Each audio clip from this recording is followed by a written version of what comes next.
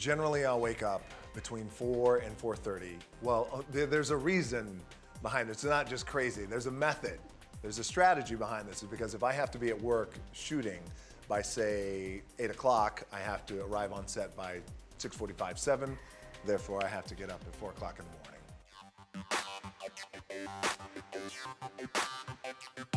If I know I'm going to be shooting on a location, it requires months of setup. So I generally set up a gym, a private gym, that's either on my property or very close by in a warehouse. I'll rent out the warehouse, rent the equipment, ship the equipment, just so by the time I get into the location and I'm ready to work, it's a turnkey operation.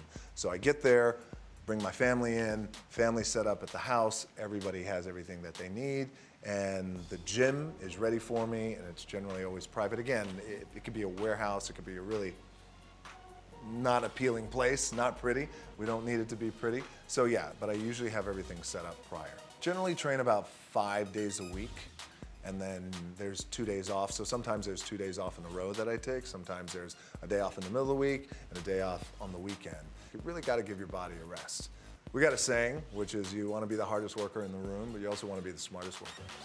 I'll switch it up. So on one day I'll do chest and I'll do abs, and then the next day I'll do back and calves. And the next day I'll do quads and hamstrings and glutes. Then maybe I'll take a day off, and the next day I'll do shoulders. So today, for example, I train chest and abs and core, and it is a combination of, it's generally all free weights.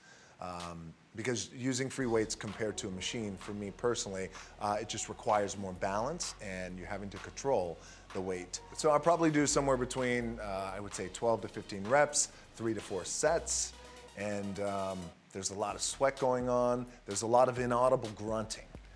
This is what happens. A lot of it, but from now on, it's actually sexy. The cardio I do generally is a low impact cardio, so generally it's on an elliptical. It's easier on my joints. I'm like the Bionic Man. I've got surgery.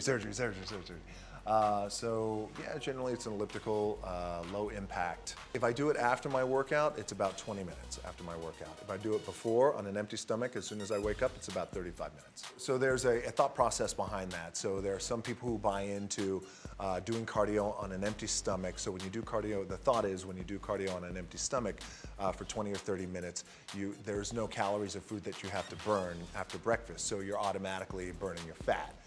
It's a good thought process. It has worked, and it's worked for me in the past, depending on whatever role I'm preparing for. But these days, I throw cardio at the end of my workout. Total time with my workouts with free weights and with cardio is generally about an hour and 15 minutes.